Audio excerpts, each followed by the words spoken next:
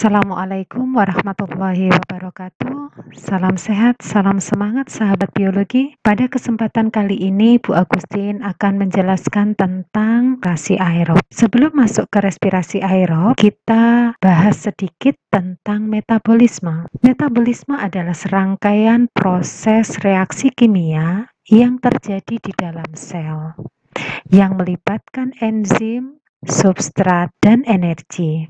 Metabolisme kita bagi menjadi dua, ada katabolisme dan ada anabolisme. Katabolisme adalah proses pembongkaran molekul kompleks berenergi tinggi menjadi molekul sederhana berenergi rendah dan bersifat eksergonik atau membebaskan energi. Katabolisme ini dibagi menjadi dua, yaitu respirasi aerob dan respirasi anaerob. Sementara anabolisme itu penyusunan dari molekul sederhana berenergi rendah menjadi molekul kompleks berenergi tinggi dan bersifat endergonik atau membutuhkan energi. Contohnya adalah fotosintesis dan kemosintesis. Kita masuk pada katabolisme. Katabolisme yang tadi sudah dijelaskan kita bagi menjadi dua, respirasi aerob yaitu proses pembongkaran molekul zat yang membutuhkan oksigen bebas. Sementara fermentasi adalah proses respirasi yang tidak membutuhkan oksigen bebas tetapi oksigennya terikat di dalam substrat. Respirasi aerob meliputi 4 tahap, yaitu glikolisis, dekarboksilasi oksidatif, Daur-Krebs, rantai transfer elektron. Sedangkan yang respirasi anaerob atau fermentasi asam laktat dan fermentasi alkoholik. Saya akan ilustrasikan proses tersebut pada gambar berikut. Ini adalah cairan sitoplasma. Dan ini adalah organel mitokondria di mana tempat terjadinya respirasi seluler. Langkah pertama adalah glikolisis, yaitu proses merubah glukosa menjadi asam pirufat. Dia nanti membebaskan ATP. Asam pirufat akan masuk pada tahap kedua, yaitu dekarboksilasi oksidatif yang merubah asam pirufat menjadi asetil koenzim A dengan membebaskan CO2. Ini terjadi di ruang antar membran mitokondria atau disebut sisterna. Setelah asetil koenzim A terbentuk, dia akan masuk ke dalam matriks mitokondria mengalami proses yang disebut dengan Daur-Krebs, membebaskan ATP dan akseptor elektron berupa NADH dan FADH. NADH dan FADH ini akan diubah menjadi ATP melalui proses atau tahap yang keempat, yaitu rantai transfer elektron yang terjadi di dalam membran dalam mitokondria yang disebut dengan krista. Glikolisis adalah proses mengubah molekul sebagai sumber energi, yaitu glukosa yang mempunyai 6 atom C menjadi senyawa yang lebih sederhana, yaitu asam pirufat yang mempunyai atom C3. Sumber energi itu selain bisa diambil dari karbohidrat, juga bisa dari protein maupun lemak. Reaksi glikolisis berlangsung di sitosol atau di sitoplasma. Sifat-sifat glikolisis adalah dapat berlangsung secara aerob maupun anaerob. Dalam glikolisis terdapat kegiatan enzimatis. Adenosin trifosfat serta adenosin difosfat berperan dalam pemindahan fosfat dari molekul satu ke molekul yang lain. Secara skematis, langkah-langkah proses glikolisis adalah sebagai berikut. Glikolisis ini mengalami 9 tahap. Tahap pertama sampai tahap ketiga itu merupakan tahap untuk membutuhkan energi. Jadi, reaksi ini bersifat endergonik, maksudnya dia butuh ATP. Pada langkah pertama, perlu ATP yang nempel pada atom C nomor 6. Jadi ini atom C nomor 6. Nomor 1, 2, 3, 4, 5, 6. ATP-nya, P-nya ini nempel di atom C nomor 6, makanya namanya berubah menjadi glukosa 6-fosfat. Setelah ATP, adenosin trifosfat, melepaskan satu P nempel di atom C nomor 6, maka ATP ini berubah menjadi ADP, adenosin difosfat. Ini langkah pertama. Langkah kedua, terjadi perubahan struktur molekulnya saja. Glukosa 6-fosfat berubah menjadi fruktosa 6-fosfat yang masih atom C-nya tetap 6. Pada tahap ketiga, itu penambahan ATP terjadi lagi, di mana atom dari ATP yang kedua ini nempel di atom C nomor 1. Ini nomor 1.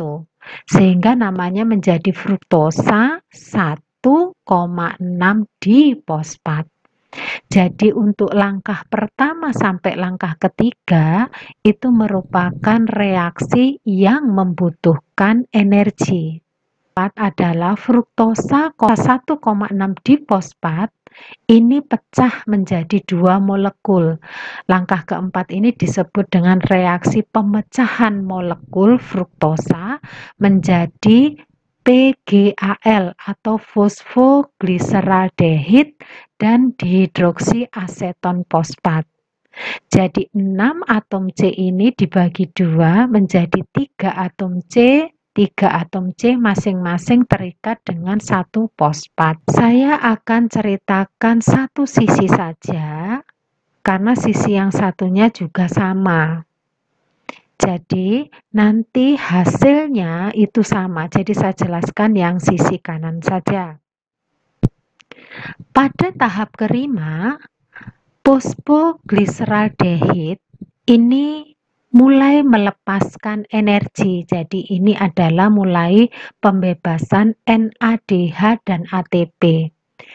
Jadi mulai dari reaksi nomor 5 sampai reaksi nomor 9 ini merupakan proses penghasilan energi. Ya, pada reaksi nomor 5 PGAL diubah menjadi 1,3 difosfogliserald. Keenam, ADP akan menerima P, terbentuklah ATP dan molekulnya berubah menjadi 3 fosfogliserad. Pada tahap reaksi ketujuh, 3 fosfogliserad berubah menjadi 2 fosfogliserad. Pada langkah ke-8 terjadi pembebasan air dan molekulnya berubah menjadi fosfoenol pirufat. Fosfoenol pirufat berubah menjadi asam pirufat dengan membebaskan ATP. Kesimpulannya, pada proses glikolisis adalah proses perubahan satu molekul glukosa menjadi 2 molekul asam pirufat dengan membebaskan 2 NADH, 4 ATP, dan 2 H2O. Langkah pertama sampai langkah ketiga merupakan reaksi yang membutuhkan energi. Langkah keempat merupakan langkah pemecahan molekul fruktosa menjadi PGAL dan dihidroksiaseton fosfat. Langkah kelima hingga langkah ke-9 adalah reaksi pelepasan NADH, ATP, dan H2O. Baik, kita lanjutkan langkah yang kedua. Dekarboksilasi oksidatif atau DO asam pirufat adalah proses pengubahan asam pirufat senyawa berkarbon 3 menjadi asetil koenzim A berkarbon 2. Kenapa kok berkarbon 2? Karena dia membebaskan ini CO2. Dekarboksilasi itu adalah pemutusan gugus karboksil ini ya. Terjadi di terna. Disitulah tempat terjadinya dekarboksilasi oksidatif. Reaksi ini butuh oksigen dan menghasilkan satu molekul NADH, nikotinamid adenin dinukleotida hidrogen untuk tiap pengubahan molekul asam pirufat menjadi asetil koenzim A. Perlu diingat bahwa dari satu molekul glukosa tadi dihasilkan 2 molekul asam pirufat. Jadi nanti semua hasilnya itu harus dikalikan 2 karena asam pirufatnya adalah 2 hasilnya ya, dari satu molekul glukosa setelah mengalami proses glikolisis. Langkah yang ketiga adalah siklus Krebs, yaitu proses lanjutan dari glikolisis dan dekarboksilasi oksidatif atau DO, di mana asam pirufat dari glikolisis masuk ke siklus Krebs setelah terlebih dahulu bereaksi dengan D+ dan koenzim A atau KOA membentuk asetil koenzim A melalui proses DO atau dekarboksilasi oksidatif. Siklus Krebs terjadi di matriks mitokondria. Seluruh reaksi dalam siklus Krebs memerlukan oksigen bebas. Dalam reaksi tersebut dilepaskan 3 molekul karbon dioksida, 3 NADH, 1 FADH2, dan 1 ATP. Reaksi ini terjadi 2 kali karena pada proses glikolisis gula telah dipecah menghasilkan 6 NADH, 2 FADH, dan 2 ATP. Jadi dalam satu molekul glukosa, karena setelah proses glikolisis itu dihasilkan 2 molekul asam pirufat, maka hasil dari daur Krebs itu juga harus dikalikan 2. Hasilnya ini ya, 3 kali 2, 6 NADH, 1 FADH jadi 2 FADH2, 1 ATP jadi 2 ATP. Mari kita cermati skema siklus Krebs. Pada siklus Krebs ini melalui 8 tahap. Memang agak sulit menghafalkan perubahan dari molekul-molekul yang bereaksi. Untuk memudahkannya, saya menggunakan jembatan keledai. Jadi, asam sitrat saya pakai Si, asam isositrat pakai Iso, asam alfa ketoglutarat pakai Ke, kemudian suksinil pakai Su, asam suksinat pakai Nat, asam fumarat pakai Fu, asam malat pakai Ma, asam oksaloasetat pakai Oke.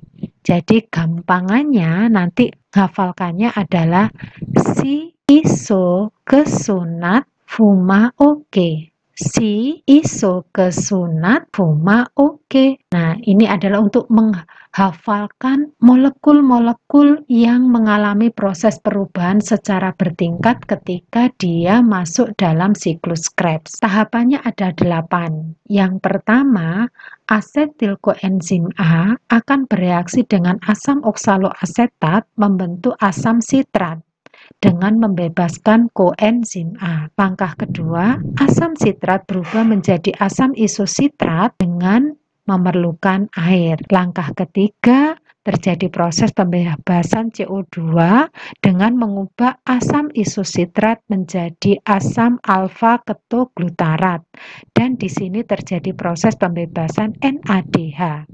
Langkah keempat juga terjadi pembebasan NADH dan CO2, asam alfa ketoglutarat berubah menjadi suksinil koenzim A. Pada langkah kelima, suksinil koenzim A akan berubah menjadi asam suksinat dengan membentuk ATP dan membebaskan koenzim A. Untuk langkah keenam, asam suksinat berubah menjadi asam fumarat, di sini dibebaskan FADH.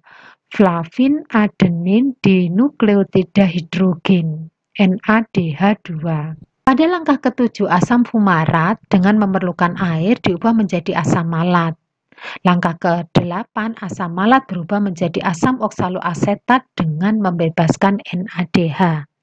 Hal yang terpenting, mari kita lihat air yang dibebaskan pada langkah kedua, kemudian CO2 dibebaskan pada langkah ketiga dan langkah keempat. Oke ya, jadi membebaskan H2O pada langkah kedua, CO2 dibebaskan pada langkah ketiga dan keempat.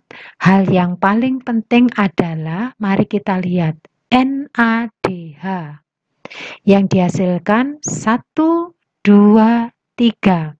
Pada langkah ketiga, 4, dan 8 ini dibebaskan 3 NADH. dan 1 FADH2 dibebaskan pada langkah ke-6. Sementara ATP ini dihasilkan pada langkah ke-5. Ini berlaku untuk 1 molekul asetil koenzim A. 1 molekul asetil koenzim A masuk daur Krebs, hasilnya adalah 1 molekul H2O, 2 molekul CO2, 3 NADH, 1 FADH, dan 1 ATP. Ini untuk 1 molekul asetil koenzim A. Padahal kita tadi punya 2. Karena 1 molekul glukosa dihasilkan 2 asam pirufat. Kalau 2 asam pirufat berarti ada 2 asetil koenzim A. Maka hasilnya ini pun semua harus dikalikan 2. Jadi di sini ada 2 H2O, 4 CO2, 6 NADH, 2 ATP, dan 2 FADH. Baik, itu tadi langkah-langkah pada proses siklus Krebs. Kita lanjutkan pada rantai transfer elektron. Rantai transfer elektron adalah tahapan terakhir dari reaksi respirasi aerob. Transfer elektron berlangsung pada krista atau membran dalam mitokondria. Elektron dan H+ dari NADH dan FADH2 dibawa dari satu substrat ke substrat yang lain secara berantai. Setiap kali dipindahkan, energi yang terlepas digunakan untuk mengikat fosfor anorganik ke molekul ADP sehingga terbentuk ATP. Pada bagian akhir terdapat oksigen sebagai penerima akseptor sehingga terbentuklah H2O. Nah, disinilah terjadinya rantai transfer elektron pada krista. Krista atau membran itu terdapat enzim-enzim yang nanti terlibat dalam peristiwa rantai transfer elektron. Di antaranya ada sitokrom C, kemudian ada sitokrom oksidase, dan sitokrom reduktase. Selain itu, ada enzim pencetak ATP disebut ATP sintase. Enzim yang lain ada NADH reduktase. Enzim-enzim ini digunakan untuk memindahkan proton atau elektron untuk membentuk ATP dari P anorganik maupun mengubah NADH dan FADH menjadi ATP. Ini adalah mesin pencetak ATP atau ATP sintase. Bagaimana proses kerjanya? Mari kita lihat video mesin ATP sintase untuk dipakai membentuk ATP. ATP adalah senyawa kimia berenergi tinggi siap pakai. Jadi penting sekali proses pembentukan ATP ini. Perubahan NADH dan FADH menjadi ATP itu terjadi pada membran dalam mitokondria atau krista. Sekarang dijelaskan bahwa 1 molekul NADH itu setara dengan 3 ATP. Sementara 1 molekul FADH itu setara dengan 2 ATP. Kenapa? Karena ion hidrogen yang dibawa oleh akseptor elektron pada NADH itu melalui 3 kompleks enzim, yaitu kompleks kedua, 3, dan keempat. Setiap kali dia masuk ke kompleks enzim ini, dia akan membebaskan 2 ion hidrogen. Setiap 2 ion hidrogen itu nanti di ATP sintase akan dibentuk 1 ATP. Jadi di sini dia akan membebaskan 2 hidrogen, 2 hidrogen, dan 2 hidrogen. Jadi ada 6 hidrogen yang nanti akan dikonversi masuk ke dalam ATP sintase itu menjadi 3 ATP. Sebaliknya pada FADH, akseptor elektron ini, hidrogen yang dibentuk itu keluar dari 2 kompleks enzim. Pada kompleks ketiga dan pada dia membebaskan 2 hidrogen, dan pada kompleks keempat juga membebaskan 2 hidrogen yang akan dibentuk ATP pada mesin ATP sintase.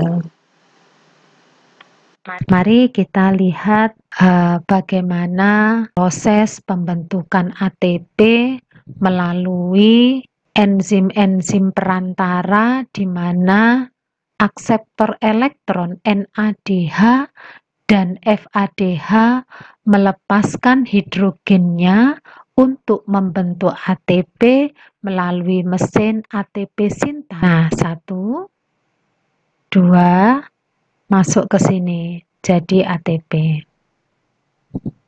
Lagi ya, NADH. Ini NADH 1, 2, 3. Nah, kalau NADH itu masuknya dari sini, tapi kalau FADH masuknya dari sini, sitokromnya ya. Sehingga NADH dihasilkan 3 ATP, kalau FADH nanti hasilnya adalah 2 ATP. Baik, mari kita coba mengingat kembali langkah-langkah pada respirasi aerob.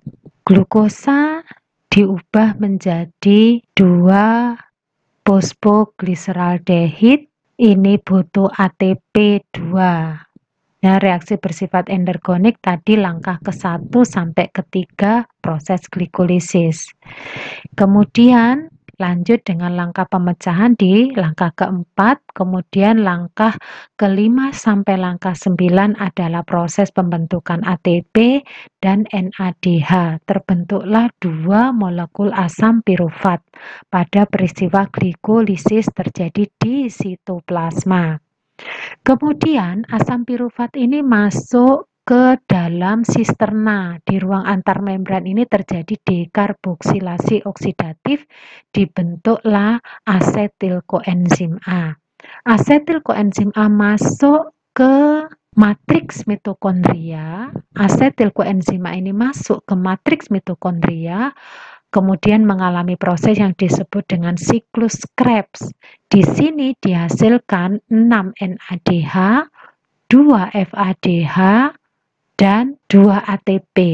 NADH dan FADH yang dihasilkan mulai dari proses glikolisis, dekarboksilasi oksidatif, dan siklus Krebs itu harus diubah menjadi ATP lewat rantai transfer elektron. Jadi NADH dan FADH sebagai akseptor elektron ini harus diubah menjadi ATP lewat rantai transfer elektron yang terdapat pada krista atau membran dalam mitokondria. Ini langkah-langkahnya tadi sudah, dan akhirnya dihasilkanlah ATP, senyawa kimia berenergi tinggi. Kesimpulannya, pada glikolisis dihasilkan 2 ATP, harusnya 4 karena pada awal dia butuh 2, jadi harus dikembalikan, pinjem 2 tadi dikembalikan, jadi hasil akhirnya adalah 2 ATP.